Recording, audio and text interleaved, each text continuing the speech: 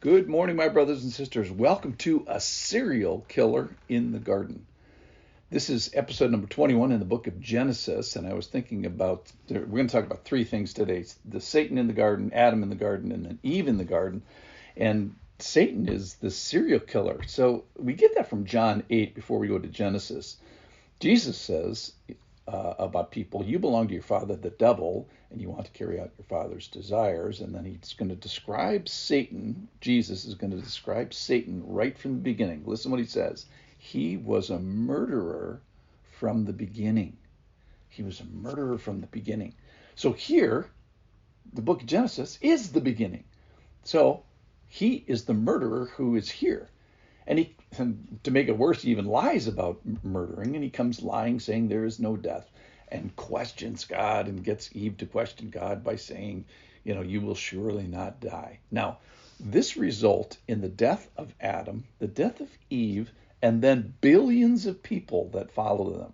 So Satan here gets his first two kills, and then billions that follow this. So, and every one of those comes with tears and tragedy and mourning and questioning and doubting of God. People saying, is there a God? Maybe not. Is God good? It certainly doesn't look like it at this particular moment when the baby dies, or somebody gets hit by a car, or somebody suffers with cancer, or a mother is taken out of her family. And we see Eve here listening to bad advice from who? From a murderer who is hunting his first kill. So every serial killer gets started by killing their first victim. We're going to see that here today. And here is Satan's, and that's Eve and Adam.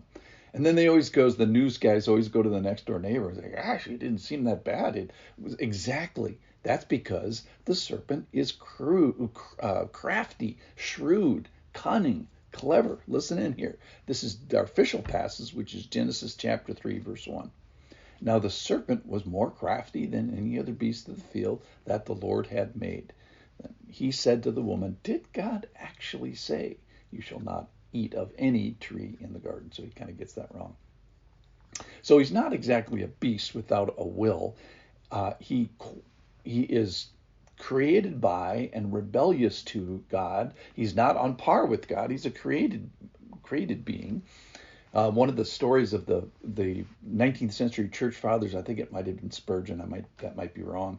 He has this dream. He walks down, and in the dream he walks downstairs and he sees Satan, and his reply is, oh, it's only you. And there's some good theology there. He knows God, and he knows who's boss, who made who, and who has the ultimate power. But have you ever been to a funeral? Have you ever wept at a loss, or grieved tragedy, or the pain, or watched a child suffer, or somebody get paralyzed, or a mother lose a child? Let's continue with the horrible story that is Genesis chapter 3. And the woman said to the serpent, we may eat of the fruit of the trees in the garden, but God said, you shall not eat of the fruit of the tree that is in the midst of the garden, neither shall you touch it, lest you die. But the serpent said to the woman, you will not surely die. So he lies. For God knows when you eat of it, your eyes will be opened, and you will be like God, knowing good and evil. So when the woman saw that the tree was good for food, and that it was a delight to the eyes, which it was, and that the tree was to be desired to make one wise, she took of the fruit and ate. And then here's the Adam part. And she also gave some to her husband who was with her, and he ate. So this created image-bearing marriage team of Adam and Eve, who had a limited dominion, but certainly God had put them in charge of a few things. Do this and don't do this. Have dominion over fish and livestock, and most importantly, have dominion over yourself, your domain of your thoughts and your heart. And here they fail in that ultimately, in taking the bait of, did God actually say? And then listening to the absolutely false charge of Satan saying, hey, God did not say that. So remember, this caution was to Adam first.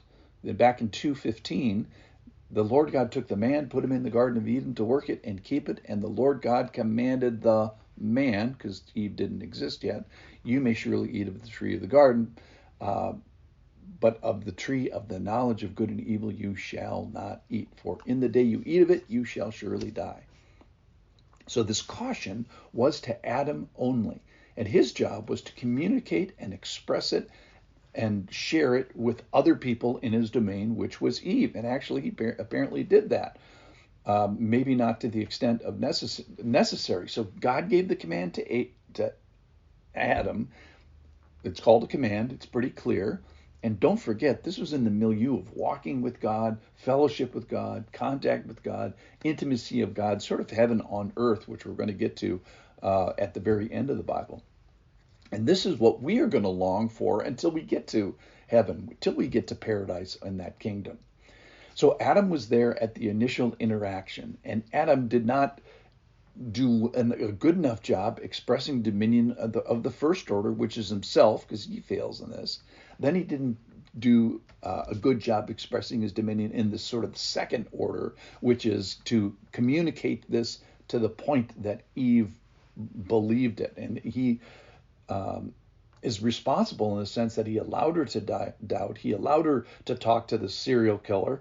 He allowed her to eat of it while he was there.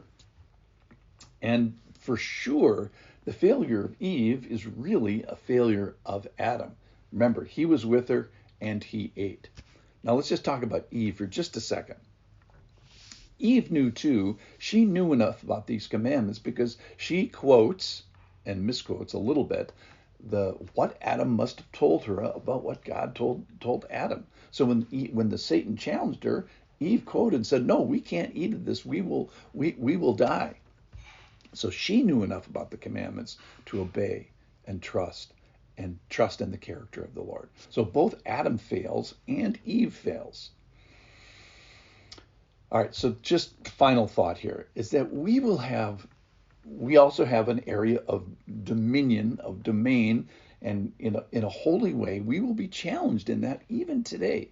Our thoughts, that's where Adam and Eve were challenged. Or maybe it's people, or maybe it's resources, things that God has given us in our little bubble. So let's honor and trust God today, and let's do a better job than Adam and Eve. At least let's not talk to a serial killer and listen to him.